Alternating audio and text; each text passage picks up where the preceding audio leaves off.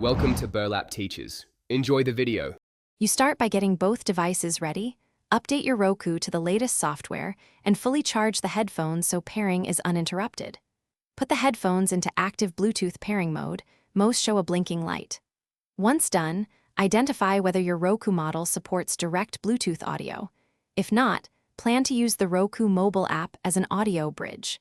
Make sure your phone and Roku are on the same Wi-Fi network, because the app method requires local network access to stream TV audio to your headphones.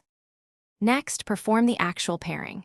If your Roku supports Bluetooth natively, navigate Settings, Remotes and Devices, Bluetooth Devices, then select your headphones and accept pairing prompts. If Roku lacks direct Bluetooth, open the Roku mobile app, connect to your Roku, and enable private listening so the phone relays audio. Follow on-screen prompts and enter any PIN that appears. This secures the link. Make sure the headphones remain in pairing mode during discovery. Sometimes you must restart the headphones, or finally, confirm audio routing. Check that audio is coming through the headphones and adjust volume on both the Roku and the headset for optimal balance. If you use the mobile app, verify private listening stays enabled and that the phones do not disturb won't interrupt audio. If sound drops or pairing fails, unpair and repair or restart the Roku, the headphones, and your router.